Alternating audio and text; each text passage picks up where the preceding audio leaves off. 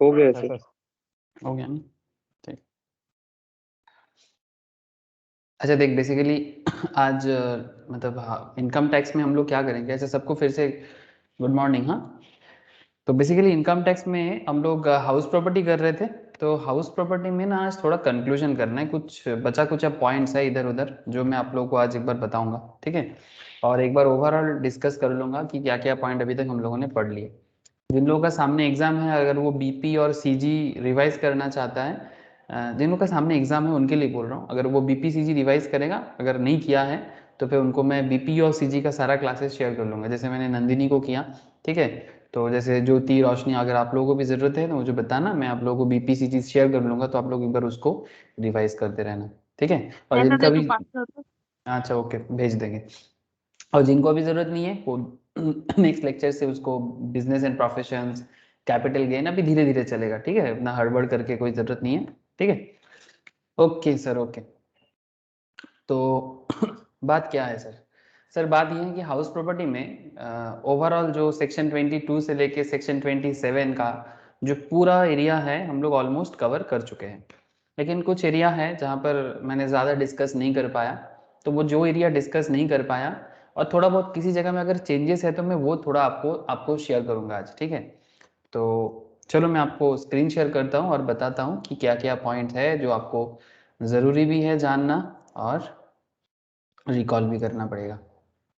तो चले सर, ऐसे एक बार मैं आपको हाउस प्रॉपर्टी का जो समरी है वो एक बार आपको दिखा देता हूँ।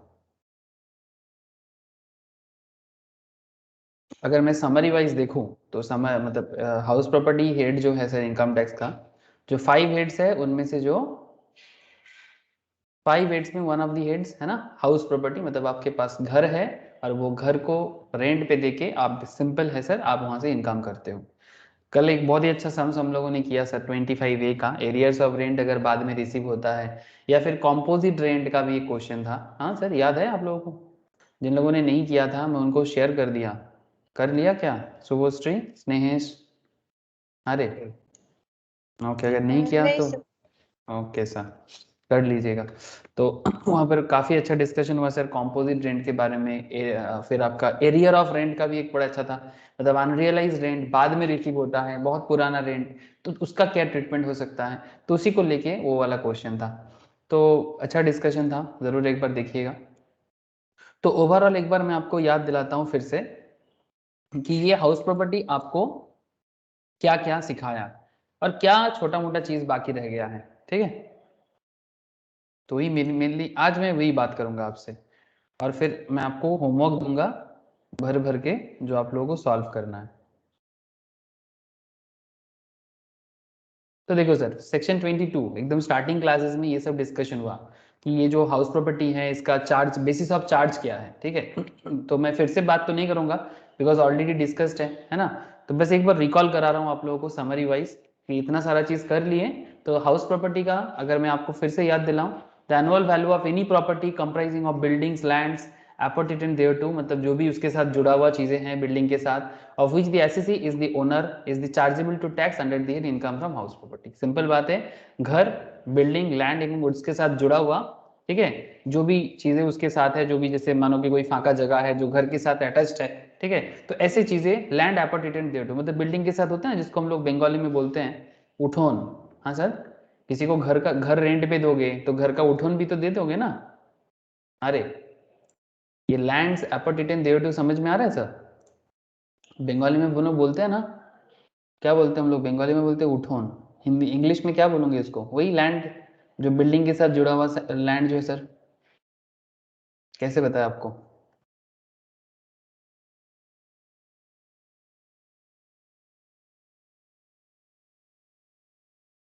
तो वेरी सिंपल कॉन्सेप्ट।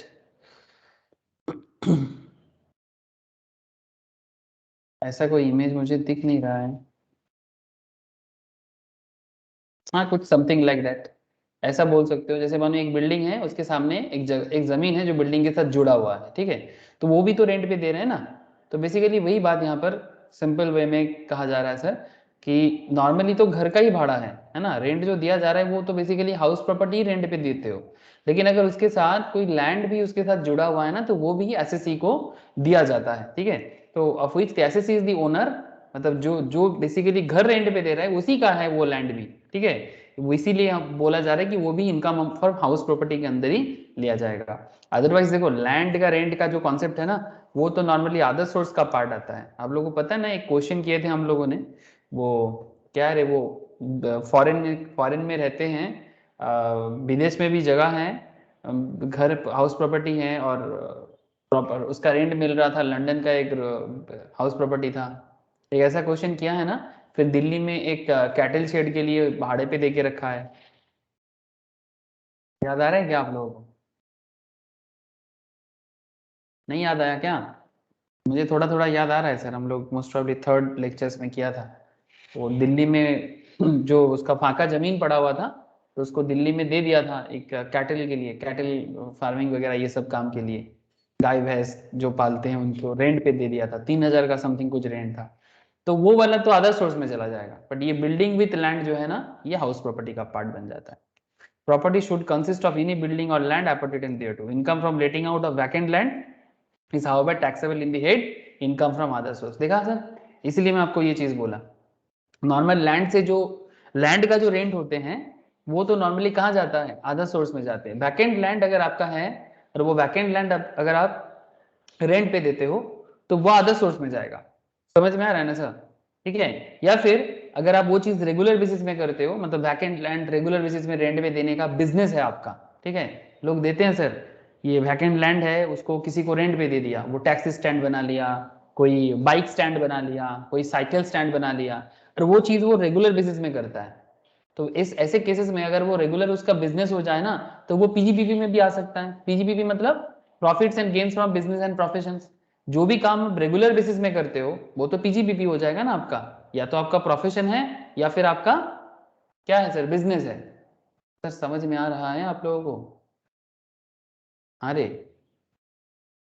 अरे बोलो सर। ये जो बातें अभी कर रहे हैं, ऑब्वियसली सारा चीज करने के बाद आपको रिकॉल कराने के लिए कर रहे हैं, बट क्या आपको समझ में आ रहा है? बताइए ना सर। तो ये बात याद रखिएगा, हाँ सर। ये वैकेंट लैंड रेंट पे देने से नॉर्मली वो अदर सोर्स में होगा, या फिर पीजीपीपी में होगा।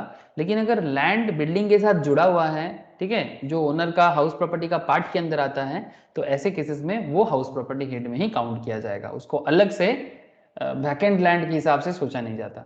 SSC must be the owner of the property, मतलब जिस जो बेसिकली रेंट पे दे रहा है, मतलब जो बिल्डिंग का ओनर है, वो उस प्रॉपर्टी का ओनर भी होना चाहिए। आज मैं आप लोगों को एक चीज इंटरेस्टिंग वे में बताऊंगा कि कुछ ऐसा एरिया आएगा सर जहां पर समझ में नहीं आएगा कि कौन ओनर है।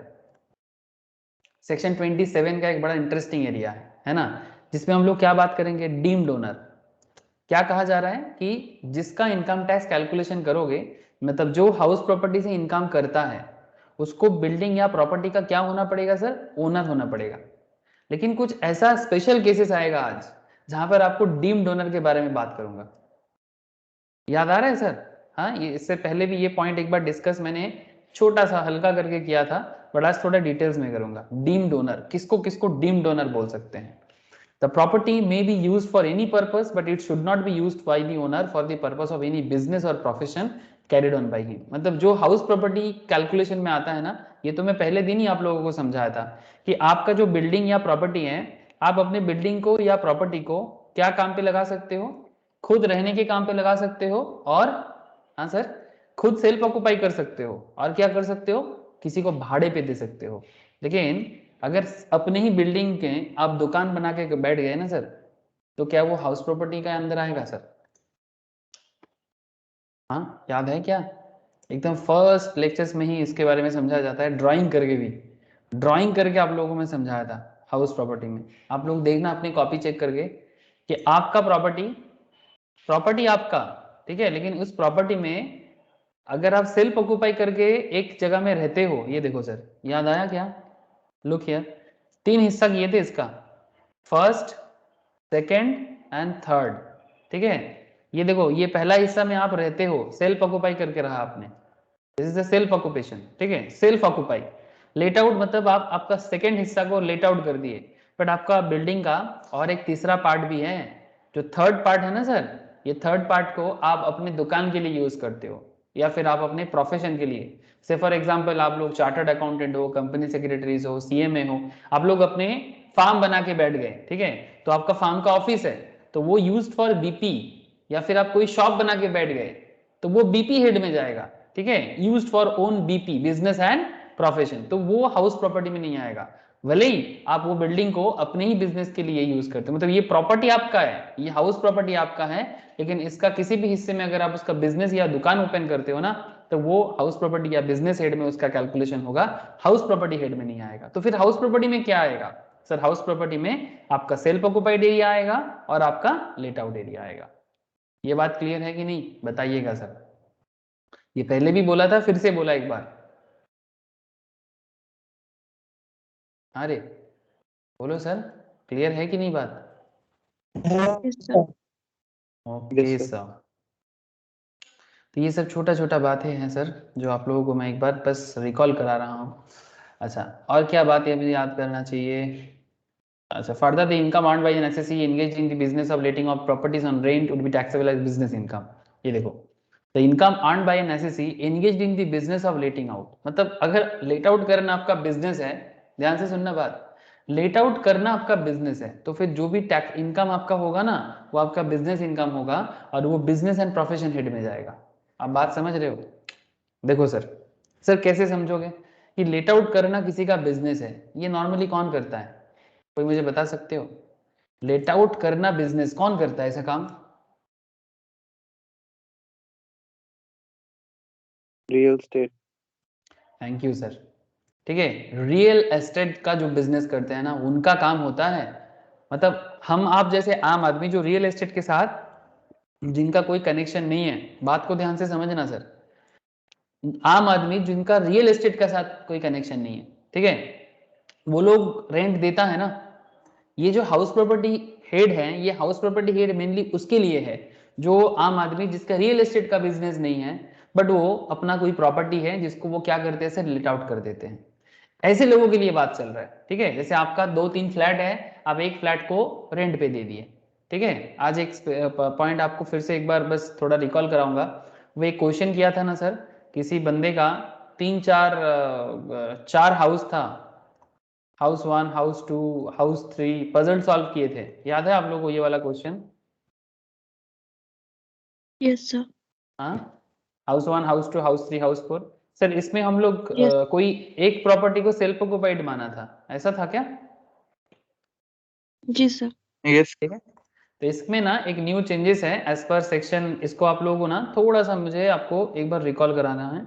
इसको एक छोटा सा चेंजेस के साथ 23 सबसेक्शन 4 के हिसाब से मैं आपको प्रोविजन दिखाता हूँ, ये समरी नोट्स में था। उसको करने के टाइम पे ना वो पहले का रूल्स मैंने यूज कर लिया, ठीक है। तो आप ना आजकल इसको करने के टाइम पे ना कोई भी 2 घर को सेल्फ ऑक्युपाइड मान लेना। आपको मेरा बात समझ में आया sir? Annual value of deem to be let out property, ठीक है, हम लोगों ने माना था ना वहां पर deem to be let out, DLO. तो बस एक छोटा सा चेंजेस कर देना, ये 23 सबसेक्शन 4 में ये थोड़ा सा मेरे से ना मतलब मिस्टेक बोलूंगा, हाँ थोड़ा मिस्टेक हो गया। If more than 2 properties are, so अगर 2 से ज्यादा प्रॉपर्टी है self occupied or unoccupied, the assessee may claim benefit of nil annual value in respect of any 2 properties at his option. कोई भी 2 प्रॉपर्टी का नेट एनुअल वैल्यू वो नील कर सकता है। इसका मतलब नील, एनएवी नील किसका होता है? हाँ सर, एनएवी नील किसका होता है? लेट आउट का होता है कि सेल्फ ऑक्युपाइड का? थैंक यू सर, ठीक है, तो सेल्फ ऑक्युपाइड का, थैंक यू सर। तो आप लोग वही सम्स, और दूसरा एक क्वेश्चन भी मैं आज आप लोगों को प्रोवाइड करूंगा, ठीक है। तो उस क्वेश्चन को ना आप लोगों को कोई भी 2 प्रॉपर्टी को सेल्फ ऑक्युपाइड मान लेना है, ठीक है, deem to be self occupied कोई भी 2। और आप लोगों को पता है सर, जिसमें एसएससी का सबसे ज्यादा बेनिफिट होता है वही वाला अमाउंट टैक्सेबल कर दिया जाएगा, ठीक है। The other properties would be deem to be let out in respect of which expected rent would be the GAB, ठीक है। तो ये तो आप लोगों को पता है जीएबी कैलकुलेशन, इसको मैं फिर से और नहीं दोहराऊंगा। तो बस ये छोटा सा चेंजेस है, आप लोग क्वेश्चन करने के टाइम पे आगे से ध्यान रखिएगा, ठीक है। वो वाला क्वेश्चन हम लोग एक प्रॉपर्टी को सेल्फ ऑक्युपाइड माना था, मुझे जितना याद है। क्या मैं सही बोल रहा हूँ सर? हम लोग एक ही प्रॉपर्टी को सेल्फ ऑक्युपाइड मान लिया था। तो आप लोग उसको थोड़ा चेंज कर लेना, आगे से जो भी क्वेश्चन करोगे आप लोगों को क्या ध्यान ध्यान देना है सर, कोई एक प्रॉपर्टी नहीं सर, कोई 2 प्रॉपर्टी को सेल्फ ऑक्युपाइड मान लेना। तो 23 सबसेक्शन 4 में ये वाला चेंजेस था जो मैंने थोड़ा नजरअंदाज कर दिया सर। ठीक है, कर लोगे ना? बोलो। एक क्वेश्चन भी मैंने वो वाला क्वेश्चन भी चेंज कर लेना और मेरे को आंसर शेयर करना। जो क्वेश्चन था मुझे अभी दिख जाएगा क्या, देखता हूँ, अगर मुझे यहाँ दिख जाता है तो आपको याद आ जाएगा। आई थिंक नहीं, यहाँ पर नहीं है, दूसरा किसी पीडीएफ में मिलेगा शायद। ठीक है, एक क्वेश्चन मैं आज भी आप लोगों के लिए रेडी किया। ठीक है, वो क्वेश्चन भी आप लोगों को मैं शेयर करूंगा। ठीक है, उसको भी ना आप लोग करके मुझे बताना कि ये वाला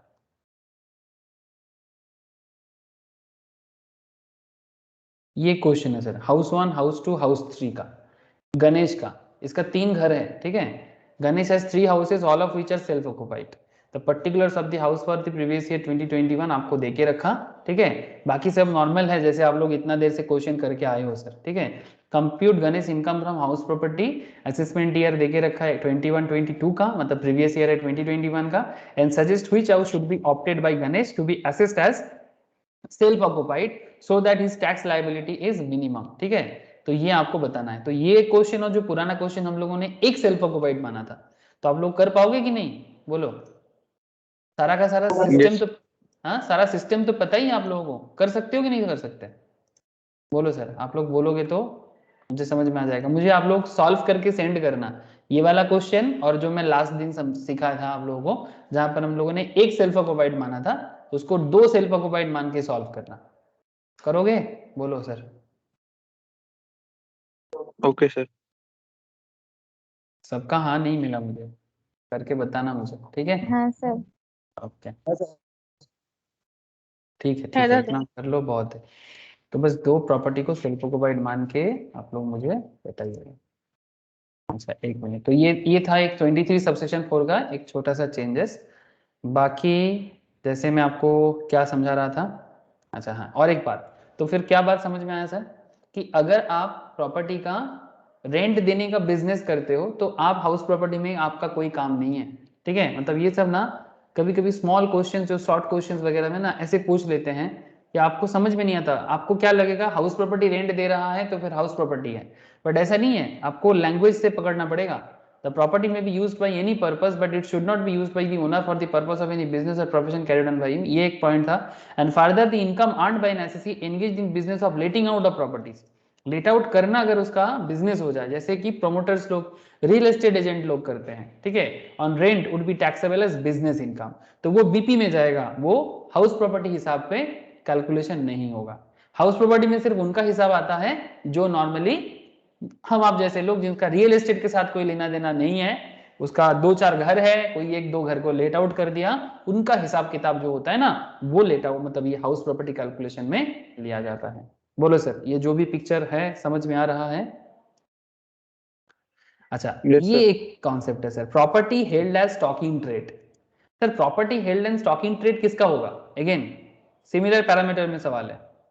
प्रॉपर्टी स्टॉक इन ट्रेड किसका है? स्टॉक इन ट्रेड का मतलब, स्टॉक इन ट्रेड मतलब जिसका गुड्स है ना, ये बिल्डिंग गुड्स किसके लिए है? अच्छा बोलो, आप एक फ्लैट खरीदोगे, आप, हाँ आप एक फ्लैट खरीदोगे, क्या इसको आप गुड्स बोलोगे? इसको आप स्टॉक बोलोगे? बोलो ना। Fixed आपका assets. 4, आपका 4 फ्लैट है, ठीक है, आपका 4-5 फ्लैट है, ठीक है, हो सकता है आप ज्यादा कमाते हो, आपका ज्यादा फ्लैट है, तो क्या आप बोलोगे मेरे पास स्टॉक है? आप बोलोगे फिक्स्ड एसेट्स है। तो फिर सर ये स्टॉक कौन बोलेगा फिर? Promoter. हाँ अगेन रियल एस्टेट वाले, हाँ जैसे डीएलएफ, और बताओ बड़े बड़े प्रमोटिंग कंपनीज का नाम बताओ ना जिसको पता है। डीएलएफ तो एक है, फिर एक आपका इंडिया बुल हाउसिंग, बहुत सारे ऐसे कंपनीज हैं, ठीक है। Marlin group. हाँ अल्को ग्लोरिया, क्या बोले? दादा मार्लिन ग्रुप আছে। हाँ मार्लिन ग्रुप, अरे बहुत सारा ग्रुप है, मेरे को भी इतना याद नहीं आ रहा। यस, ट्रम्प टावर वो भी तो है ट्रम्प है ना, वो यूएस का जो प्रेसिडेंट ट्रम्प, उनका भी है रियल एस्टेट बिजनेस। ये देखो, ये डीएलएफ का प्रॉपर्टी है, कहीं पर होगा, आई डोंट नो कहाँ है, ठीक है। ये अपने कोलकाता में इसका ऑफिस भी है, न्यू टाउन में, हमें पता है सर, आप लोगों को भी पता होगा। तो ठीक है, लेकिन बात ये है कि सर ये जो फ्लैट बना के बेचते हैं ना ये लोग, ठीक है, मर्लिन ग्रुप, डीएलएफ ग्रुप, ये फ्लैट बना के बेचते हैं, अम्रपाली ग्रुप, उसका तो एक बहुत बड़ा केस हो गया दिल्ली में, ठीक है ना। तो सर कहने का मतलब ये है कि इनके लिए ये एसेट नहीं है, मतलब एसेट है, करंट एसेट टाइप में है, ये फिक्स एसेट नहीं है इनके लिए, ठीक है भाई, रख लूंगा जिंदगी भर बड़ा मजा आएगा, नहीं, ये तो अगर जिंदगी भर रख लिया तो मुश्किल हो जाएगा। ये सेल करना चाहता है जल्दी जल्दी, है ना, कि जितना जल्दी फ्लैट बनाएगा उतना जल्दी फ्लैट सेल कर पाएगा, तभी इनको मजा। तो ये इनके लिए गुड्स की तरह बात करता है, ठीक है। तो क्या लगता है जिनके लिए हाउस प्रॉपर्टी गुड्स हो जाता है, क्या वो हाउस प्रॉपर्टी ट्रीटमेंट करेगा कि बिजनेस एंड प्रोफेशन में ट्रीटमेंट लाएगा, क्या लगता है, या कैपिटल गेन? business हाँ बोलो। सर बिजनेस, या तो बिजनेस बिजनेस हाँ बिजनेस प्रोफेशन में ट्रीट करेगा, है ना, या फिर इसका ना एक हिसाब आएगा सर, जब हम लोग पीजीबीपी करेंगे तब इसका हिसाब लगाएंगे, ठीक है। ऐसा क्वेश्चन आता है sir, property held as stock in trade, annual value of house property will be charged under the head income from house property where it is held by the assessee as stock in trade of a business also, ठीक है। तो annual value of house property will be charged under the head income from house property where it is held by the assessee as stock in trade of business also। ये actually वो capital gain के साथ contract करके ना एक concept आता है, इसका एक क्वेश्चन मैं आप लोगों को कैपिटल गेन में कराऊंगा, ठीक है। तो आप लोगों को ये स्टॉक इन ट्रेड का कॉन्सेप्ट ना क्लियर हो जाएगा, ठीक है। आई थिंक किसी किसी ने पहले किया भी है, किया है तो अच्छा है, नहीं किया तो बाद में कराऊंगा मैं, ठीक है। बाकी ये 23 सबसेक्शन 1 पता है ना sir, annual value of late out property, है ना। Annual value means annual value is the amount arrived after deducting the municipal taxes actually paid by the owner during the previous year from the gross annual value, ये सब जानते हो। The GAB of late out property would be determined in the following manner. GAB कैसे calculate होता है मुझे और बताने का जरूरत नहीं। तो ये 23 सबसेक्शन 1 का बात था, पूरा स्टेप्स आप लोगों को अलग से मैं सिखा के रखा। अच्छा, annual value of self occupied property 23 subsection 2 में कहा गया है, वेरी गुड सर, बहुत अच्छा। 23(4) मैंने आपको बोला कि दो प्रॉपर्टी को आप लेट आउट कर सकते हो, ऐसे सॉरी सेल्फ ऑक्युपाइड कर सकते हो, बाकी को लेट आउट कर देना। अच्छा, annual value where property held as stock in trade, ठीक है, इसके बारे में जो मैं आपको बोल रहा था कि where property consisting of any buildings or land appurtenant thereto is held as stock in trade and the whole or any part of the property is not let out during the whole or any part of the previous year, the annual value of such property or part of the property for the period up to 2 years, कितना 2 years from the end of the financial year in which certificate of completion of construction of the property is obtained from the competent authority shall be taken as nil, ठीक है। ध्यान से सुनना, अगर कोई stock in trade property आपके पास है, where property consisting of any building or land appertaining thereto, अगर वो स्टॉक इन ट्रेड के हिसाब से है, the whole or any part of the property is not let out during the whole or any part of the previous year, और उसको let out नहीं किया गया, the annual value of such property, तो ऐसे प्रॉपर्टी का valuation क्या होगा for the period up to 2 years from the end of the financial year in which certificate of completion of construction जब उनको मिल जाता है, जो उन्हें कंपिटेंट अथॉरिटी, नॉर्मली जो इंजीनियरिंग अथॉरिटी होता है ना सर, वो इसका कंपिटेंट मतलब कंप्लीशन का सर्टिफिकेट देते हैं, ठीक है। सिविल इंजीनियर्स में नॉर्मली जो लोग रहते हैं, ठीक है, उनका एक गवर्नमेंट सिस्टम है। तो कंपिटेंट अथॉरिटी से जब तक ये मिल जाता है 2 साल तक आप इसका वैल्यू क्या ट्रीट करोगे, नील ट्रीट करोगे, ठीक है। तो ये बात थोड़ा ध्यान रखिएगा, annual value where the property held as stock in trade etcetera. ऐसे केसेस में कब उसका वैल्यू नील होगा, वही प्रॉपर्टी कंप्लीशन कंस्ट्रक्शन के बाद 2 साल तक, ठीक है। ये देखो फिर से बता रहा हूं आपको, जहां पर प्रॉपर्टी कंसिस्टिंग ऑफ कोई बिल्डिंग और लैंड उसके साथ जुड़ा हुआ स्टॉक इन ट्रेड में अगर वो है, the whole or any part of the property, whole or any part is not let out, भाड़े पे नहीं रखा गया, during the whole or any part of the previous year, ना तो पूरा साल में या तो किसी पार्ट ऑफ द ईयर में, the annual value of such property or part of the property for the period up to 2 years from the end of the financial year in which certificate of completion of construction of the property is obtained from the competent authority shall be taken as nil। बस ये 23 subsection 5 का ये point थोड़ा ध्यान में रखिएगा, ठीक है। ये नील वैल्यू कब होता है, स्टॉक इन ट्रेड प्रॉपर्टी का, ठीक है। अच्छा, डिडक्शंस 24 सबसेक्शन ए जरूरी है बोलना, नहीं है सर, बहुत बहुत सारा किए। 24A और 24B में मैं बात नहीं करूंगा, सही है ना, क्या बोलते हो, करना चाहिए कि नहीं करना चाहिए, चुपचाप नहीं करना चाहिए। Pre construction post construction period interest का कैलकुलेशन वो भी पता है आप लोगों को, क्या रे मैं सही बोल रहा हूँ ना, पता है कि नहीं है? yes sir है सर। है दादा। अच्छा, ये यहाँ पर एक पॉइंट है सर, इनएडमिसिबल डिडक्शन, ठीक है, इसके बारे में थोड़ा सा मुझे आपको बताना पड़ेगा। ये इनएडमिसिबल डिडक्शन क्या होता है, मतलब कुछ डिडक्शन जो आपको डिडक्ट करने का मौका नहीं मिलता, जिसमें interest chargeable under this act which is payable outside India shall not be deducted if interest payable outside India shall not be deducted if tax has not been paid or deducted from such interest and in respect of which there is no person in India who may be treated as an agent। अगर ऐसा मतलब कोई foreign interest payment हो रहा है outside India में, ठीक है, interest chargeable under this act which is payable outside India, अगर उनका कोई एजेंट यहाँ पर नहीं दिखता है, ठीक है, तो तब उस केस में आप उसको डिडक्ट नहीं कर सकते। मैं थोड़ा डिटेल्स में आपको फिर से बताता हूँ 25। अच्छा 25 बताने से पहले, अच्छा 25A मैं कल बता दिया आप लोगों को, इसका क्वेश्चन भी सॉल्व किया। Taxability of recovery of unrealised rent and arrears of rent received, taxable in the year of received और रियलाइजेशन, डिडक्शन भी मिलता है उसमें 30% का, ठीक है, कल के क्वेश्चन में इसको सॉल्व किया गया।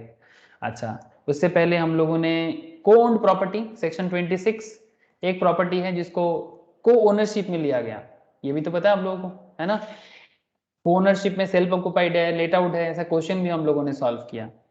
ओके, ये वाला थोड़ा डिटेल्स में बताएंगे सर, ठीक है, चलो देखते हैं डीम्ड ओनरशिप क्या होता है। डीम्ड ओनरशिप इंटरेस्टिंग एरिया है, ध्यान दीजिएगा।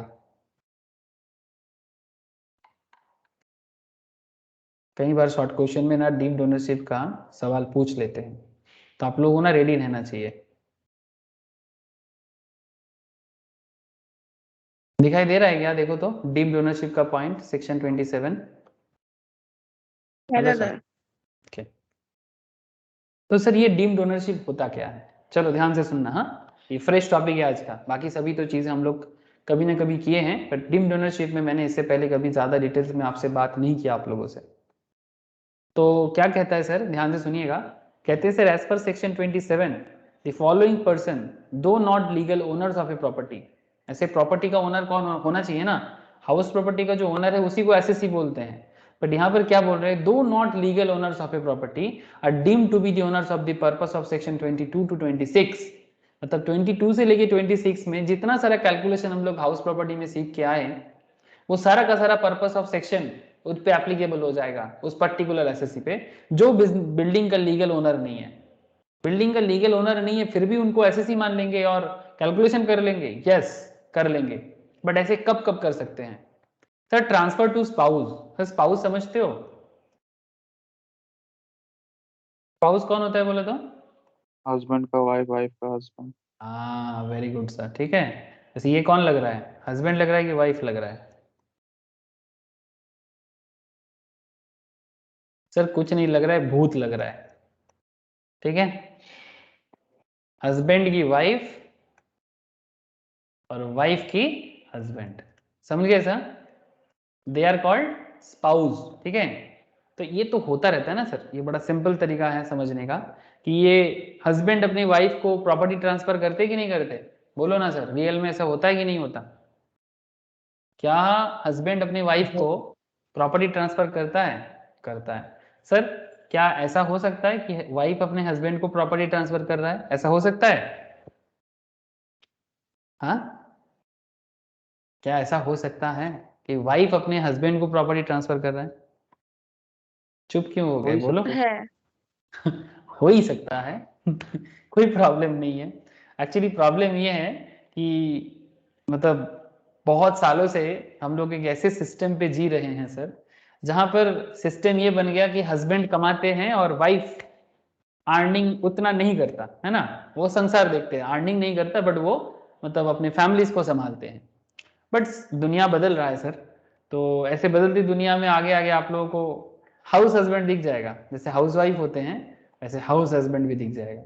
मतलब हस्बैंड घर संभालते हैं और वाइफ कमाते हैं, तो उसमें क्या करेगा, वाइफ क्या करेगा, प्रॉपर्टी ट्रांसफर करेगा अपने हस्बैंड पे, क्या दिक्कत है इसमें, हाँ, अगर मियाँ बीवी राजी तो क्या करेगा, काजी, हाँ सर क्या बोलते हो आप लोग, कोई प्रॉब्लम नहीं है।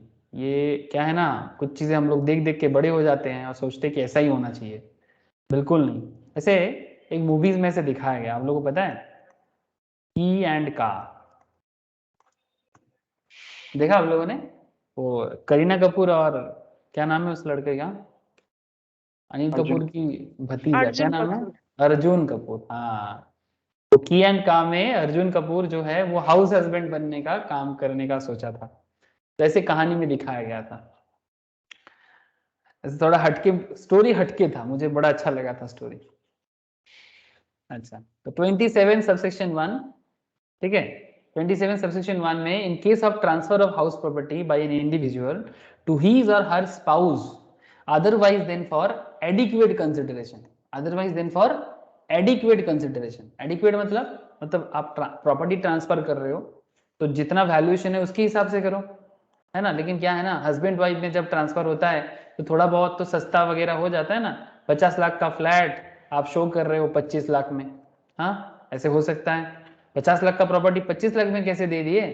अमिताभ बच्चन साहब जया बच्चन के नाम पे, अमिताभ बच्चन साहब जया बच्चन के नाम पे प्रॉपर्टी ट्रांसफर कर रहा है और ट्रांसफर में जया बच्चन के नाम से दिखा रहा है कि वो 25 लाख पे किया। अरे भाई प्रॉपर्टी का वैल्यू 50 लाख है, अब 25 लाख क्यों दे रहे हो? तो ये हो गया ना, एडिक्वेट कंसिडरेशन नहीं बन रहा है, विदाउट एडिक्वेट कंसिडरेशन।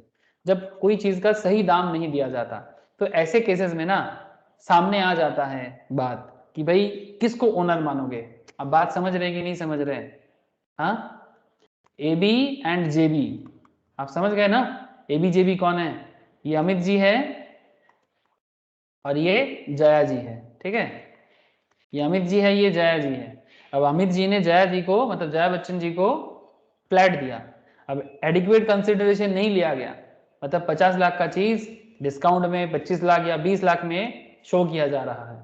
अब सवाल ये उठता है प्रॉपर्टी का मालिक कौन? एसएससी किसको मानोगे? ओनरशिप में तो जेबी का है, बट ट्रांसफर तो ट्रांसफरर कौन है सर? और ट्रांसफर ही कौन है? अमिताभ हाँ, बच्चन। अमिताभ बच्चन। ट्रांसफरर है अमिताभ बच्चन, ट्रांसफर ही है जया बच्चन। अब सवाल ये उठता है जब हाउस प्रॉपर्टी को ओनरशिप देखना पड़ेगा तो किसको ओनर मानोगे, अमिताभ बच्चन को कि जया बच्चन को?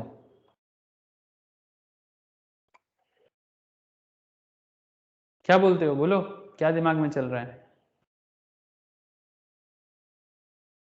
जया तो बच्चन। अमिताभ बच्चन। हाँ, अमिताभ बच्चन को। हाँ सर। हाँ sir. Very good sir, Amitabh Bachchan को ओनर मानना पड़ता है। इसके पीछे ना एक्चुअली क्लबिंग प्रोविजंस भी अप्लाई हो जाता है, ठीक है। मैं आपको समझाता हूँ क्या होता है। देखो, तो ये एक्चुअली लॉ क्या कहता है, consideration of the transferor is deemed to be, transferor मतलब ए बी, है ना। ट्रांसफरर मतलब कौन? A B is deemed to be the owner of the transferred property. जो प्रॉपर्टी ऑलरेडी जया बच्चन जी को ट्रांसफर हो गया है, जिसका ओनर आंखों देखी जया बच्चन ही लग रहा है, बट फिर भी उसका ओनर माना जाएगा अमिताभ बच्चन को, बिकॉज एडिक्वेट कंसिडरेशन नहीं था, ठीक है। सर एक्सेप्शन है क्या इसका? यस, इसका एक्सेप्शन भी है, ध्यान से समझना। In case the transfer to spouse in connection with an agreement to leave apart, leave apart क्या होता है? आजकल होता है ना सर कि अलग रहते हैं, the transfer will not be deemed to be the owner and transfer will be the owner of the house property. मतलब ऐसे अमित जी और जया जी के केस में तो ऐसा नहीं है, लेकिन ऐसे बहुत सारे केसेस में हम लोग देखते हैं ना कि अलग रहते हैं हस्बैंड वाइफ। हाँ सर, डिवोर्स नहीं है, हस्बैंड वाइफ अलग रहते हैं। हस्बैंड ने वाइफ को कुछ प्रॉपर्टी ट्रांसफर कर दिया था, लेकिन अब सवाल ये उठता है तब क्या करोगे? वाइफ को ओनर मानोगे कि हस्बैंड को ओनर मानोगे?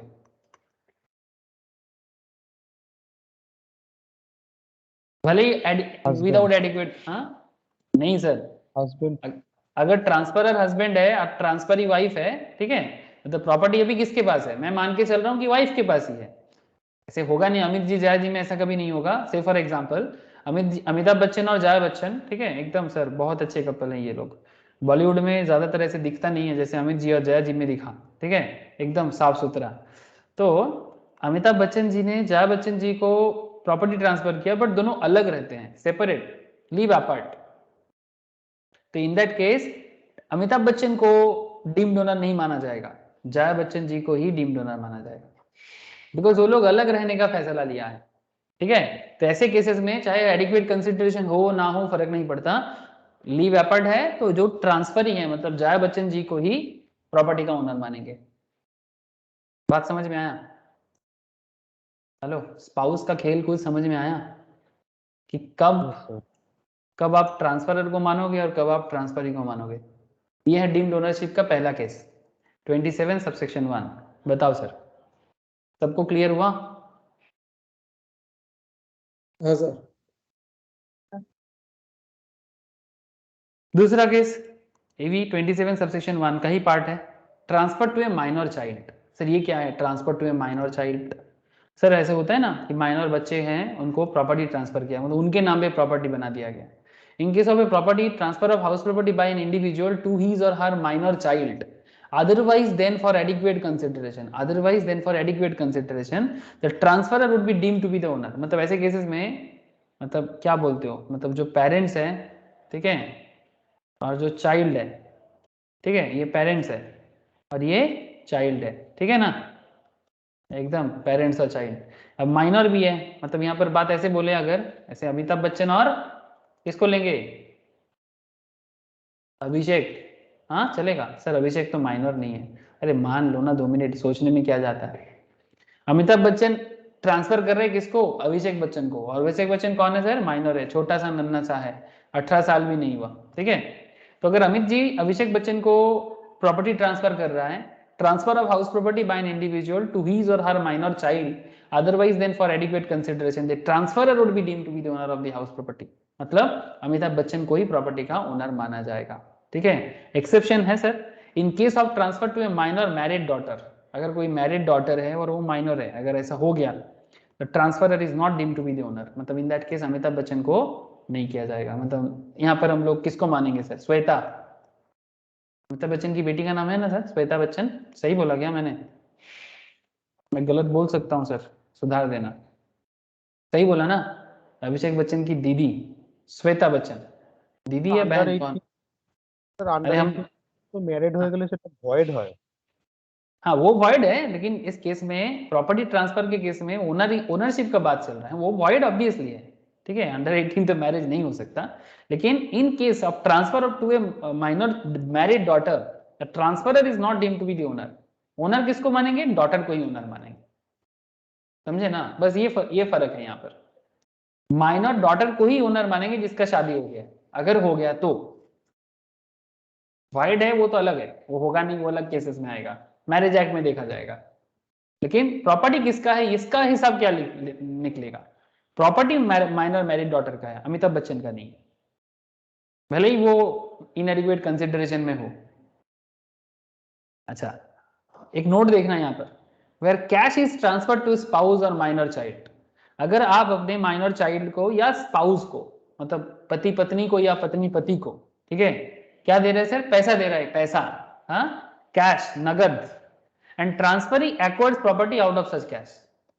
मतलब अमिताभ बच्चन जया बच्चन को, अच्छा अमिताभ बच्चन जया बच्चन का खेल है एक्चुअली, जस्ट फॉर एग्जांपल, हाँ, एबीजेबी को, मतलब अमित जी जया बच्चन जी को क्या दिया,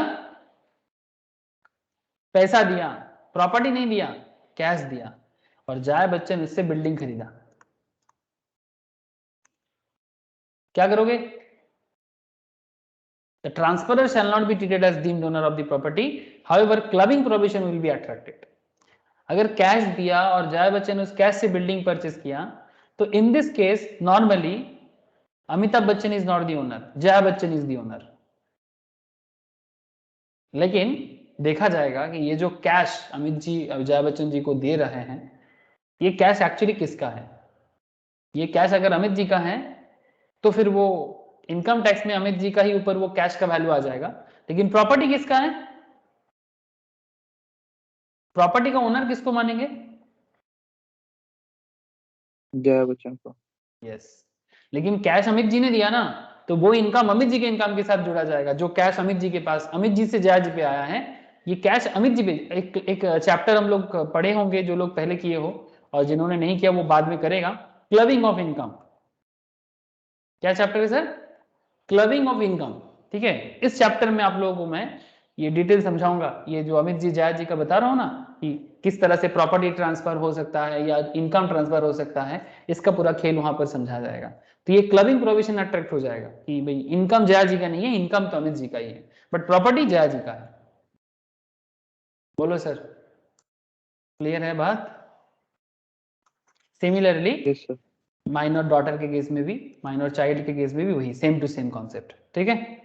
ओके चलो, ये तो स्पाउस का खेल हो गया, माइनर चाइल्ड का भी खेल हो गया, और माइनर डॉटर के केस में भी आप समझ गए क्या होता है, married daughter.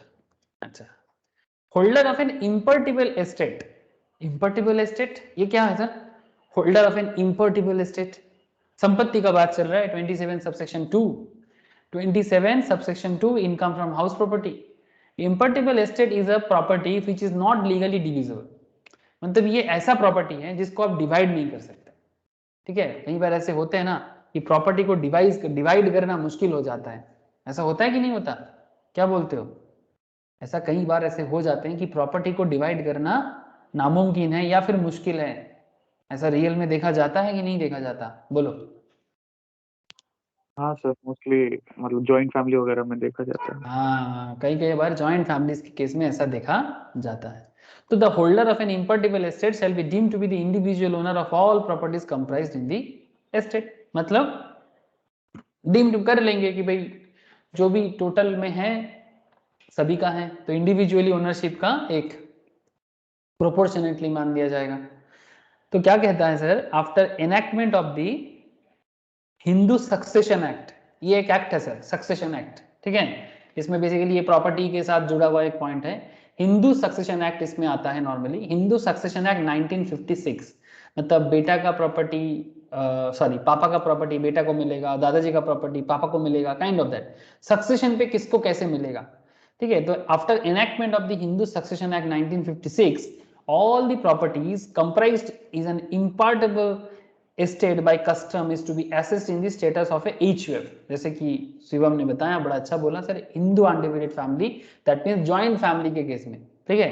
HUF is not just, मतलब हिंदू का मतलब यहाँ पर सिर्फ हिंदू नहीं है, हिंदू रेफर्स टू, हिंदू मतलब यहाँ पर कोई धर्म के बात पे नहीं बात कर रहा है सर, यहाँ पर हिंदू का मतलब है जो भारतीय रीति नीति में जो कॉन्सेप्ट में बना हुआ कल्चर है उसको, भारतीय कल्चर। भारतीय कल्चर समझते हो, भारत का कल्चर मतलब जैसे इस हिंदू अनडिवाइडेड फैमिली के अंदर जैन सिख, ठीक है, जैन सिख फैमिलीज को भी इसके अंदर लिया जाता है, इवन बुद्धिज्म भी कभी कभी लिया जाता है, ठीक है। ऐसे बहुत ज्यादा है नहीं बुद्धिज्म, ठीक है, जैनिज्म सिखिज्म भी फॉलो जो करते हैं उन्हें भी हिंदू अनडिवाइडेड फैमिली के अंदर लिया जाता है, एक्सेप्ट इस्लाम को नहीं लिया जाता, बिकॉज इस्लाम का जो कल्चर है वो नॉर्मली नॉट फ्रॉम इंडिया, ठीक है, मतलब जो इस्लामिक पॉइंट ऑफ व्यू है वो इंडिया से जन्म नहीं लिया, ये नॉर्मली अरबियन नेशन से जन्म लिया है, इसलिए इस्लाम का रूल्स रेगुलेशन थोड़ा अलग है, ठीक है। वो अलग बात कि 700-800 साल से इंडिया में इस्लाम का बहुत बड़ा एक प्रभाव है और बहुत सारे लोग इस्लाम फॉलो करते हैं, that's a different issue,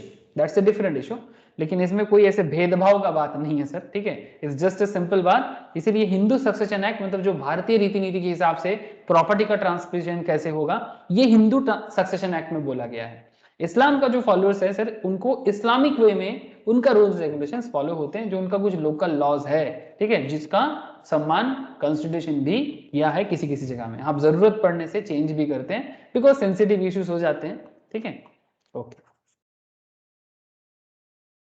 okay sir, मतलब कोई अभी सब किसी के मन में सवाल हो ही सकता है, सर ये तो सिर्फ हिंदू सक्सेशन एक्ट है, तो फिर बाकी लोगों का क्या होगा, जो हिंदू नहीं है उसका क्या होगा, उनका अपना लॉ है सर, ठीक है, उस लॉ के हिसाब से उनका सक्सेशन हो जाता है, ठीक है। और हिंदू अनडिवाइडेड फैमिली मतलब जी जैन सिख, ठीक है, बुद्धिज्म का कॉन्सेप्ट फॉलो करने वाले, ये सभी इसके अंदर इंक्लूड कर लिया जाता है। ओके ओके, ए बुझा अच्छे समझ में आ रहा है, ठीक है। तो इन केस में भी डीम टू बी, हाँ ओके डीम टू बी, ठीक है, मतलब ओनर समझ में नहीं आ रहा है, जो लोग ओनर हो सकता है सभी को ओनर मान लिया जाएगा, कोई एक इंडिविजुअल ओनर, कर्ता को देखा जाता है नॉर्मली, हाँ, HUF के केस में किसको माना जाएगा ओनर, कर्ता, जो हेड ऑफ द फैमिलीज होते हैं उनको माना जाएगा owner, owner of the house property. अब सबको लाएंगे थोड़े, सबको SSC बना देंगे इनकम टैक्स डिपार्टमेंट, सबको नहीं कर सकते, कोई एक कर्ता को बना देंगे। सर 27 सबसेक्शन 3 डीम्ड ओनरशिप का और एक point, member of a cooperative society. Sir ये कोऑपरेटिव सोसाइटी का कॉन्सेप्ट क्या होता है जानते हो? एक्चुअली यहाँ पर सभी कोई ओनर होता है, कोऑपरेटिव जो किस कॉन्सेप्ट में बना है ना, ये कॉन्सेप्ट ही कुछ ऐसा है कि इसमें सभी कोई को ओनर है। सर ये कैसे बात हुआ, सभी कोई को ओनर? हाँ सर, आप लोग कोऑपरेटिव का बात तो आजकल कोऑपरेटिव सोसाइटी कई जगह में देखने को मिलता है, बहुत सारे जगह में, बट एक बेस्ट एग्जाम्पल मेरे दिमाग में चल रहा है, कोई बता सकते हो क्या एग्जाम्पल चल रहा है मेरे दिमाग में? चलिए हम लोग अमूल। कैसे बोल, अरे बड़ी बढ़िया है sir, Amul, Amul the taste of India, बढ़िया बोला सर आपने। सर अमूल कोई कंपनी नहीं है, पता है आप लोगों को? अगर अमूल का शेयर मार्केट में होता तो बहुत वैल्यू होता आज, बट ये शेयर मार्केट में नहीं है sir, but business top level का करता है ना। देख सकते हैं आप इसका 386 बिलियन, हाँ रेवेन्यू है इसका, 5.1 बिलियन यूएस डॉलर, समझ सकते हो? हाँ सर, देखो ये अमूल का रेवेन्यू है, बाप रे बाप। मार्केटिंग में 1000 लोग काम करते हैं और 3.6 मिलियन लोग इसमें एम्प्लॉय है sir, 3.6 million milk producing members. तो कहने का मतलब क्या है, ये जो 3.6 मिलियन मिल्क प्रोड्यूसिंग मेंबर्स है ना, जो दूध प्रोड्यूस करने में हेल्प करते हैं, 3.6 मिलियन, ठीक है, मिल्क प्रोड्यूसिंग, ये एक्चुअली सभी कोई अमूल का ओनर है, ठीक है। एक्चुअली अमूल को बनाया इन्होंने डॉक्टर वागिस क्यूरेन, वागिस क्यूरियन, ठीक है। ये कुरियन जो है ना, मुझे एग्जैक्टली नहीं पता क्या प्रोनाउंसिएशन होगा इसका, कुरियन ही लग रहा है मुझे। डॉक्टर वागिस क्यूरियन ये बेसिकली एक वेटरनरी सर्जन थे सर, ठीक है, वो गाय भैंस के डॉक्टर। तो इन्होंने एक रिवोल्यूशन ला दिया था। एक्चुअली उस जमाने में जो दूध का काम होता था, स्पेशली इन गुजरात रीजन, ठीक है, तो गुजरात रीजन में मेनली इसका कहानी है, बड़ा ही इंटरेस्टिंग कहानी है अमूल का। आनंद इसका पूरा नाम है sir, Anand milk union limited, Amul, ठीक है। A for Anand, M for milk, U for union limited, Anand milk union limited. तो ये आनंद जगह है गुजरात में, तो वहाँ पर ये कोऑपरेटिव कैसे बना था। कोऑपरेटिव में क्या होता है कि सपोज आपके पास एक गाय है, मतलब एक काऊ है और एक बफेलो है, ठीक है। तो आप अपने एक गाय से, मतलब एक काऊ से और एक बफेलो से, वन काऊ से और वन बफेलो से आप जितना मिल्क प्रोड्यूस कर सकते हो, ठीक है, या फिर कोऑपरेटिव में आपका जितना मिल्क का योगदान होगा परसेंटेज वाइज, जितना मिल्क परसेंटेज प्रोड्यूसिंग में आपका योगदान होगा, उतना ओनरशिप आपको कोऑपरेटिव में मिलेगा। ये कॉन्सेप्ट में अमूल बना था। मैं बस आपका अमूल का कहानी समझा रहा हूँ कि भाई आपका काऊ, आपका बफेलो, ठीक है, जितना दूध प्रोड्यूस कर सकता है, जितना मिल्क प्रोड्यूस कर सकता है, जितना मिल्क प्रोड्यूस करके वो कोऑपरेटिव को प्रॉफिट दिला सकता है आपके हिसाब से, उतना परसेंटेज ऑफ इनकम कोऑपरेटिव से आपका। किसी के पास अगर 100 काऊ और 100 बफेलो होगा, 100 काऊ और 100 बफेलो होगा, तो प्रोपोर्शनेटली उसको भी वैसे ही मिलेगा। बट आप ऐसे बोल सकते हो कि सर जैसे पार्टनरशिप में जैसे होता है, हाँ पार्टनरशिप का अलग खेल, लेकिन यहाँ पर आप देख रहे हो ना मेंबरशिप 3.6 मिलियन मेंबर्स है इनका। So it's not just a partnership sir, ये बियॉन्ड है। इसको इस तरह का चीजें मेंटेन करने के लिए बड़ा साइंटिफिक वे में चलना पड़ता है। वो कोई 20-30 का भी बात नहीं है, 3.6 मिलियन का पार्टनरशिप है इनके। तो ये मेंबर्स है कोऑपरेटिव का। तो ये कोऑपरेटिव में ओनर कौन, ये बोलेगा अमूल मेरा, हाँ सभी बोलेगा अमूल मेरा, सभी बोलेगा अमूल मेरा, सब अमूल सभी का है, 3.6 मिलियन सबका है अमूल, ठीक है, ये कोऑपरेटिव है। तो ऐसे आजकल ना बिल्डिंग भी ऐसे बनता है, कोऑपरेटिव सोसाइटी, ये कई सारा जगह में है। ये मेरे को एक नज़र आ रहा है, ये आपका जादवपुर के पास एक सोसाइटी है, कोऑपरेटिव सोसाइटी बोल के, मुकुंदपुर अजयनगर एरिया में, मेरे को एक पता, वहाँ पर मैं काफ़ी दिन तक रहा था, वो भी कोऑपरेटिव सोसाइटी था, ठीक है। तो कोऑपरेटिव सोसाइटी में जो ज़मीन होते हैं, जो प्रॉपर्टीज होते हैं ना, तो उसमें भी सिमिलर, जैसे अमूल का कॉन्सेप्ट मैंने आपको समझाया ना, ऐसा ही कॉन्सेप्ट में वहाँ पर ओनरशिप मिलता है। सर आपको को समझ में आ रहा है, member of a cooperative society, बोलो सर। Yes sir. ठीक है, बेस्ट नॉलेज के लिए एक मूवी सजेस्ट करें आप लोगों को, मंथन, देखना सर, बड़ा फेमस डायरेक्टर है। बोरिंग लगेगा आप लोगों को, कभी मौका मिले, एग्जाम वगैरह हो जाए तो बैठे बैठे देखना, टाइम लगेगा, ठीक है। स्मिता पाटिल बड़ा फेमस एक्ट्रेस है मूवीज में, और और कौन है फेमस फेमस, कुछ एक्ट्रेस तो हैं। डायरेक्टर सॉलिड है सर, डायरेक्टर का नाम है श्याम बेनेगल, नाम सुने आप लोग श्याम बेनेगल का? सर इनके पास तो अवार्ड का, मतलब क्या बताऊं सर, नेशनल अवार्ड का झूली है इनके पास, श्याम बेनेगल, नाम सुना आप लोगों ने? हाँ सर। ठीक है, इनका मूवी है सर मंथन, देखना। कॉमर्शियली हिट मूवीज नहीं है ये सब रियल स्टोरी है, और मतलब गजब की कहानी है सर, आपको पता चल जाएगा। मंथन, याद रखिएगा, यूट्यूब में फ्री में मिल जाएगा, ठीक है, खर्चा करने का भी जरूरत नहीं है। अच्छा, The member of a cooperative society, company or other association of persons to whom a building or part thereof is allotted or leased under a housing building scheme, ठीक है, हाउसिंग बिल्डिंग स्कीम में सबको allot किया गया, lease में दिया गया, किसमें, सोसाइटी में हो सकता है, कंपनी में हो सकता है, एसोसिएशन हो सकता है, shall be deemed to be the owner of that building or part thereof allotted to him, although the cooperative society or company or association is the legal owner of that building, ठीक है, मतलब member of a cooperative society or company or the association of that person to whom building or part thereof is allotted is leased under a housing building scheme, ठीक है, उनको lease में मिला है वो हाउसिंग बिल्डिंग स्कीम कुछ सालों के लिए, 40-50 साल का नॉर्मल होता है, 12 साल उससे ज्यादा भी हो सकता है, ठीक है, तो वो ओनर है, बट ओवरऑल अगर देखा जाए तो उस पूरा बिल्डिंग का लीगल ओनर कौन है, कोऑपरेटिव सोसाइटी है। बट कोऑपरेटिव सोसाइटी को कहाँ मिलेगा सर, जब हाउस प्रॉपर्टी ट्रीटमेंट करेंगे, जब हाउस प्रॉपर्टी का कैलकुलेशन करेंगे तो क्या हम कोऑपरेटिव को खींच के लाएंगे, एक्चुअल ओनर तो कोऑपरेटिव वाली ही है, एसोसिएशन ही है उसका ओनर, लेकिन जब हाउस प्रॉपर्टी ट्रीटमेंट करेंगे तो एक्चुअल ओनर नहीं, जिनको लीज में मिला है उसको ओनर मान लेंगे, तो हो गया ना डीम्ड ओनर। बात कुछ समझ में आया सर? समझ में आ गया कि नहीं आया?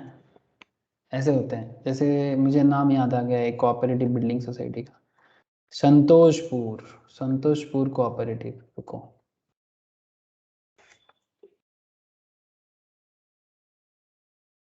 ये देखो दिखा दे रहा है सर, कहाँ पर है पता नहीं, कि काटा पुट्टी ऐसे दिखा रहा है, संतोषपुर कोऑपरेटिव सोसाइटी, ठीक है, ये नियर मुकुंदपुर एरिया में, खाना वगैरह क्यों दिखा रहा है भाई, ठीक है, मुकुंदपुर रीजन में ये वाला सोसाइटी है, यहाँ पर भी ऐसा ही रूल चलता है मुझे पता है, तो ऐसा ही मैं आपको याद आ गया दिखाया। हाँ बोलो बोलो, हाँ बोल। Are RN. टेगोर के पीछे, रविन्द्रनाथ टैगोर देवी सिटी हॉस्पिटल के पीछे है ये सोसाइटी। আরকে নারায়ণা গ্রুপ হয়ে গেছে দেবী সেটি, देवी सिटी की होएगा जे? দেবী সেটি কিনে নিয়েছে তো আরকে নারায়ণা গ্রুপ হয়ে গেছে ওটা। हाँ हाँ, नारायण नारायण ग्रुप खरीद लिया है, यस नारायण ग्रुप खरीद लिया है, सही बोलो, ओके। अच्छा, तो ये एक हो गया। अच्छा, person in position of a property, section 27 subsection 3A, a person who is allowed to take a return of the possession of any building or part thereof in part performance of the contract of the nature referred to in section 53A of the Transfer of Property Act shall be the deemed owner of that house property. This would include क्या क्या हो सकता है, possession of property has been handed over to the buyer, suppose flat खरीदा बेचा चल रहा है, ठीक है, ध्यान से समझना सर, डीम्ड ओनर का बात चल रहा है आप लोगों के साथ, आप लोग खो गए कि समझ में आ रहा है? हाँ सर, ओके सर, खोना नहीं है, हाँ, ऐसे वो 5 स्टार का ऐड देते हैं ना, जो खाए खो जाए, मतलब ऐसा ना हो जाए कि जो पड़े हाउस प्रॉपर्टी खो जाता है, ऐसा ना हो रहे। Position of property has been handed over to the buyer, ठीक है, मतलब जो प्रॉपर्टी है वो हैंड ओवर कर दिया गया बायर पे, ठीक है, लेकिन अभी भी ना बायर रजिस्टर्ड नहीं बना, ठीक है, प्रॉपर्टी हैंड ओवर हुआ है बट अभी भी रजिस्ट्रेशन कंप्लीट नहीं हुआ, ऐसा हो सकता है ना, ऐसा होता है, कई बार ऐसे होते हैं। Sale consideration has been paid or promised to be paid, sale जो वैल्यू है वो या तो पे हो गया या तो बोला कि पे कर दिया जाएगा, promise to be paid to the seller by the buyer, लेकिन अभी कंप्लीट नहीं हुआ। Sale deed has not been executed in favour of the buyer, sale deed अभी भी नहीं उसके फेवर में एग्जीक्यूट नहीं हुआ, ऑल्दो सर्टेन अदर डॉक्यूमेंट जैसे कि power of attorney, agreement to sale, will etcetera have been executed. Power of attorney है मतलब वो बिल्डिंग हैंडओवर में ले सकते हैं, ठीक है, पोजीशन में ले सकते हैं, लेकिन बिल्डिंग का भी रजिस्ट्रेशन कंप्लीट नहीं हुआ। तो in all the above cases the buyer would be the deemed to be the owner of the property although it is not registered in his name, building का रजिस्ट्रेशन नहीं हुआ लेकिन building मतलब deemed ownership आ गया उनको, या तो क्या क्या रीजन में ओनरशिप आ गया आपने देखा ना, पावर ऑफ अटॉर्नी के कारण, एग्रीमेंट टू सेल के कारण, ठीक है, या फिर पोजीशन लेने के कारण, तो इस केस में भी डीम्ड टू ओनर माना जाएगा। नहीं तो ओनर कौन हो जाता, प्रॉपर्टी वाले हो जाते, लेकिन ऐसे केसेस में डीम्ड टू ओनर कौन मानेगा, इनकम टैक्स डिपार्टमेंट। समझ गए कि नहीं, बोलो, क्लियर है ये पॉइंट? 27 सबसेक्शन 3A, बोलो sir. Person in position of a property,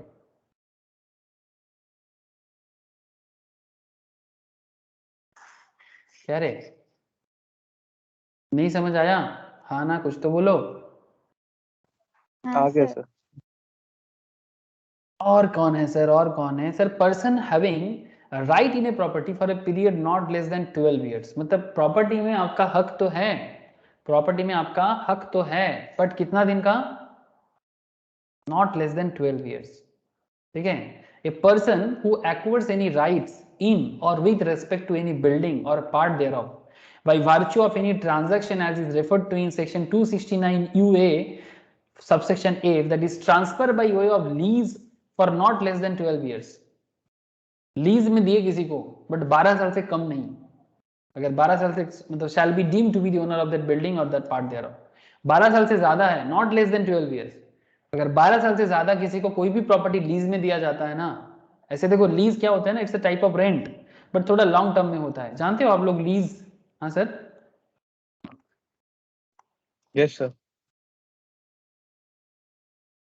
long term lease rent, ये कोई भी, जैसे हमारे यहाँ पर कोलकाता में बड़ा बाजार है ना सर, बड़ा बाजार में जितना बिल्डिंग में दुकानदार लोग दुकानदारी करते हैं ना, मैक्सिमम, जैसे हम लोग अभी मतलब मेरे फैमिली का है सर बिजनेस है, ट्रांसपोर्टिंग का बिजनेस है, तो वो ट्रांसपोर्ट बिजनेस अंकल्स एंड पापा देखते हैं, तो ट्रांसपोर्ट का भी जो बिल्डिंग है ना वो भी ऐसे लीज में है। ठीक है।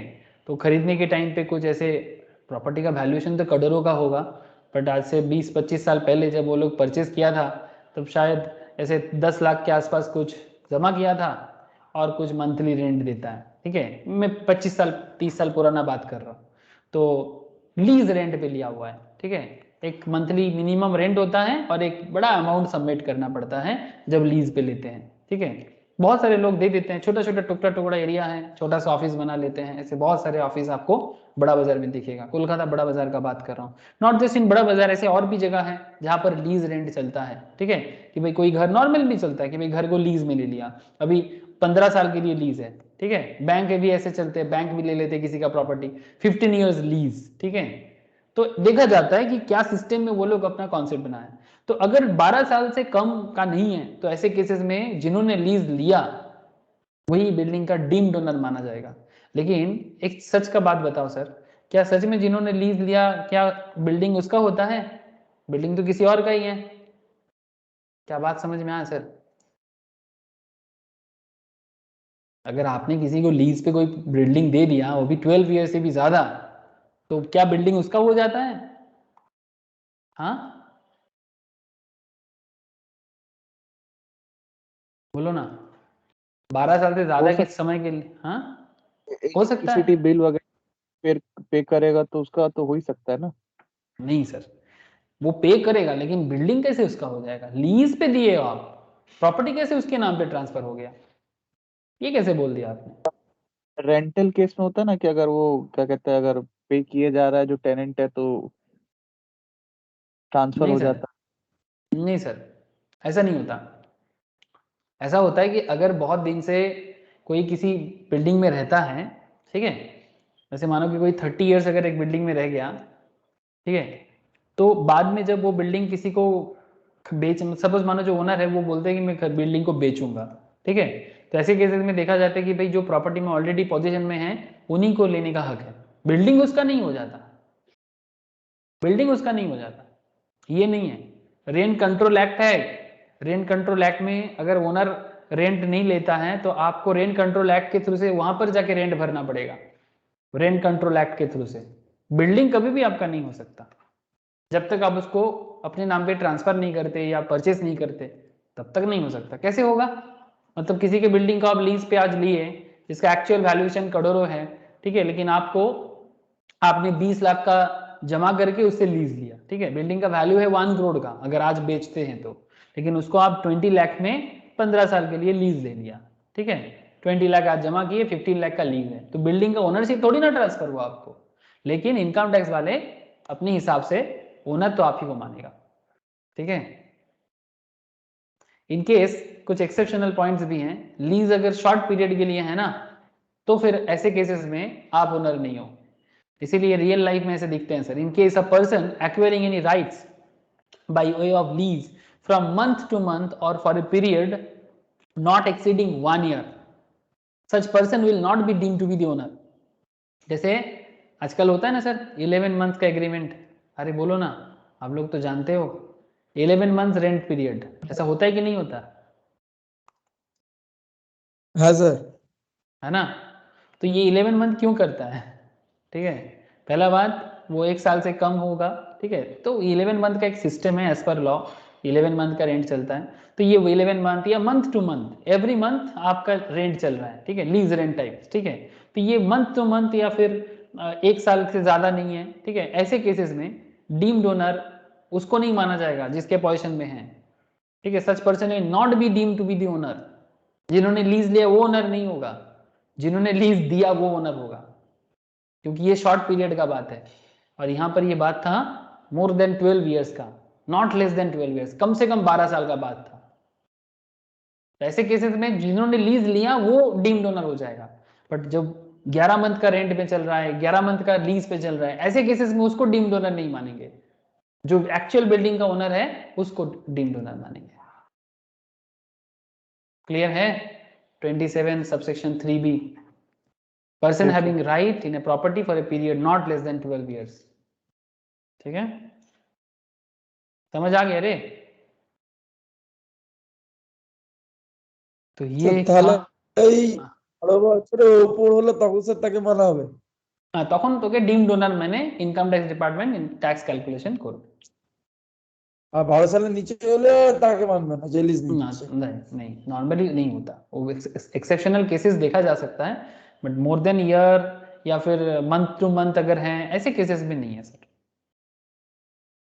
ठीक है, समझ आ रहा है ना? ধরুন 12 বছরের কম, আবার নিউ हाँ? এগ্রিমেন্ট হলে তো কোনো অসুবিধা নেই। 12 বছরের কম করলো हम्म এগ্রিমেন্টে, हम्म দেন আবার আরেকটা রি এগ্রিমেন্ট নতুন করে, তাহলে তাতে কোনো প্রবলেম হয় না। প্রবলেম কি আছে? যদি ওনার আবার তাকে রিনিউ করে তো রিনিউতে প্রবলেম কি আছে? प्रॉब्लम क्या होगा? तुम लोग पॉइंट समझ गए नहीं?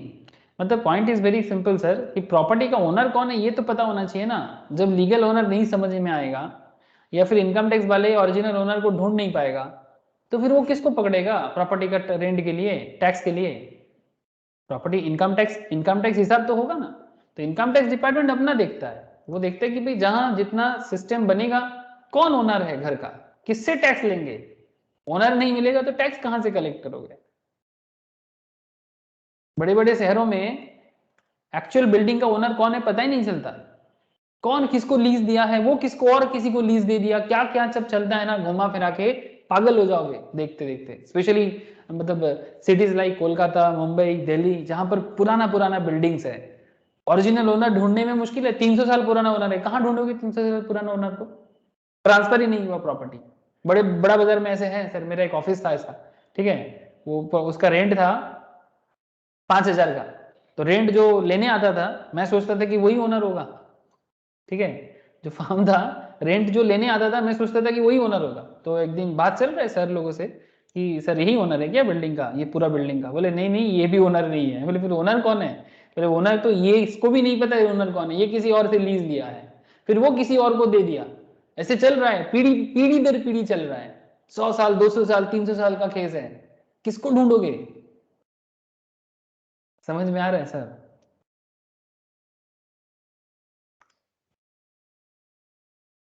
हाँ बोलो, কিছু বোঝা যাচ্ছে? Yes sir. ये था डीम्ड ओनरशिप, ठीक है, मेरे को पूछा गया था पहले भी कि सर एक बार समझा दीजिएगा, तो इसलिए मैं थोड़ा डीम्ड ओनरशिप ज़्यादा ही बोल दिया। कुछ अदर इंपॉर्टेंट पॉइंट्स हैं, एक बार याद जरूर रखें। एक्चुअल रेंट रिसीव्ड और receivable should not include any amount of rent which is not capable of being realised. ये मैं लास्ट दिन कराया, जो एक्चुअल रेंट रिसीव्ड और रिसीवेबल होता है ना सर, ARR, ठीक है, should not include any amount of rent which is not capable of being realized, that is unrealized rent, while determining gross annual value in case of let out property, provided the conditions specified in rule 4 are satisfied. The income tax returns however permit deduction of unrealized rent from GAV. If this view is taken, the unrealized rent should be deducted only after computing GAV. ठीक है, ये हम लोग calculation के time पे भी देखा है।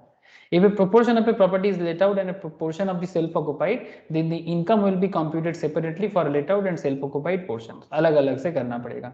आइडेंटिकल यूनिट्स आप लोगों को पता है कि कैसे होता है। तो ये कुछ वाइटल एरिया था जो मैं आप लोगों को हाउस प्रॉपर्टी में ऑलरेडी कुछ करा दिया, कुछ 2-4 पॉइंट बाकी था जो मैं आज आप लोगों को करा दिया, ठीक है। अभी क्या करना है सर? अभी कुछ नहीं करेंगे, अभी बस आप लोगों को मैं क्वेश्चन शेयर करूंगा, ठीक है। आप लोग घर में बैठे बैठे क्वेश्चन का सोल्यूशन करोगे, हाउस प्रॉपर्टी को प्रैक्टिस करोगे और मेरे को पूछोगे कि सर जैसे मैंने ये वाला क्वेश्चन बोला ना, सिमिलर क्वेश्चन आप लोगों को करा के रखा। 23 सबसेक्शन 4 में एक छोटा सा चेंजेस है। पहले हम लोग क्या करते थे, एक प्रॉपर्टी को सेल्फ ऑक्युपाइड मान के कर लिए थे, उसको थोड़ा सा चेंज करना, थोड़ा माइनर मिस्टेक हो गया। अब 2 प्रॉपर्टी को सेल्फ ऑक्युपाइड मानना, ठीक है, फिर आप मुझे आंसर कैलकुलेट करके बताना, ठीक है। ये क्वेश्चन आप जरूर मुझे सेंड करना, लेकिन बाकी क्वेश्चन भी सॉल्व करके मेरे को आंसर जरूर मांग लेना कि सर आंसर बताओ, तो मैं आप लोगों को एक एक करके क्वेश्चन का आंसर भी बताऊंगा, लेकिन पहले आप अपना सोल्यूशन करके मुझे जरूर सेंड करना, ठीक है, ताकि आप लोग कैसे ट्राई कर पा रहे हो वो भी हमें पता होना चाहिए ना, ठीक है। तो ऐसे नॉट जस्ट 2-3 इलस्ट्रेशन, ऐसे कम से कम 12-13 इलस्ट्रेशन है जो मैं आप लोगों को शेयर करता हूँ, ठीक है। आप लोग उसको सॉल्व करो और सॉल्व करके मुझे बताओ सर आप लोग हाउस प्रॉपर्टी कितना ग्रीप कर लिए, ठीक है। बोलो सर, समझ आ गया कि नहीं आ गया? नेक्स्ट क्लास से हम लोग और हाउस प्रॉपर्टी नहीं, इसके बाद हम लोग बीपी पढ़ेंगे, ठीक है, बीपी एंड सीजी। और जिन लोगों को रिवाइज करना है उनको मैं रिकॉर्डेड बीपी और सीजी का लेक्चर्स शेयर कर देता हूँ, ठीक है, आप लोग घर में देख लो, ठीक है सर। कोई क्वेश्चन है तो करो, आज इतना ही है।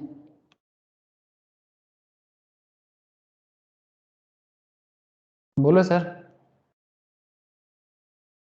समझ में आ गया, क्लियर है बात? हाँ सर। है ना सर? ओके सर, ठीक है, ठीक है, मैं फिर होमवर्क सेंड करता हूँ, आप लोग उसको ट्राई करो, ठीक है। স্যার ओके কটা फिर দেবেন এই স্যার 12টা না 13টা আছে এই 13টাই देবেन तो नहीं नहीं, वो तो जो 12-13 क्वेश्चन है तो मैं क्लास में कराया, उसको छोड़ के और भी अलग, वो तो जो मैं क्लास में सॉल्व कराया वो तो छोड़ दो, वो तो क्लास के साथ साथ ही हो गया, ठीक है, उसके अलावा अलग। और ये जो एक क्वेश्चन मैंने बोला ना आप लोगों को, ये हाउस 1 हाउस 2 हाउस 3 मतलब 1-2 से ज्यादा घर अगर है तो क्या ट्रीटमेंट होना चाहिए, उसका थोड़ा सा रूल्स में चेंजेस करना, एक की जगह 2 घर ले लेना सेल्फ ऑक्युपाइड में। उसका एक क्वेश्चन मैंने ऑलरेडी सॉल्व कराया, मोस्ट प्रोबेबली हाउस तो प्रॉपर्टी सर 1। হ্যাঁ স্যার ওটাই साले করা 9 সেকেন্ড हाउस করে করতে হবে हाँ हाँ हाँ, वैसा है, वो एक पजल था, आप वैसा भी करके भी कर सकते हो, नॉर्मल भी आपको जैसे समझ में आता है वैसा भी कर सकते हो, ठीक है, जैसे आपको টোটাল समझ में কটা आता है। क्वेश्चन হুম, হবে 10-12টা তো হবেই, আরো বেশি হতে পারে, ঠিক আছে স্যার ঠিক আছে।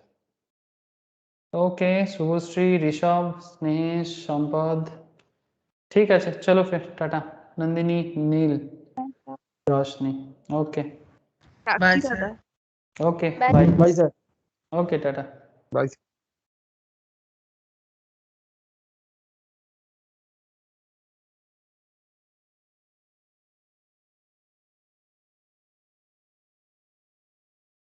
বল, কিছু বলবি?